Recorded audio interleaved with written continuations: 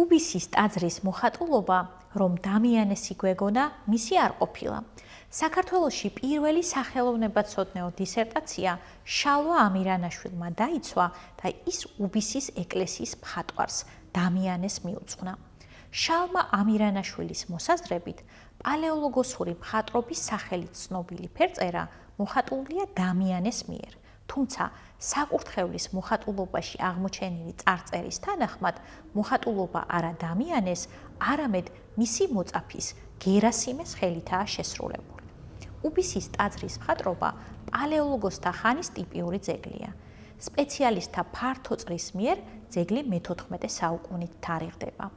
უბისის კედლის მხატვრობა ერთ-ერთი საუკეთესო ნიმუშია მათ შორის, რაც ბიზანტიურ სამყაროში ადრე პალეოლოგოსურ ხანაშია შექმნილი, აღნიშნავს მისი მკვლევარი ნანა ბურჭულაძე. თუ გინდა გაიგო მეტი მსოფლიო ხელოვნების შესახებ, შემოვერთი ჩემს კურსს მსოფლიო ხელოვნება.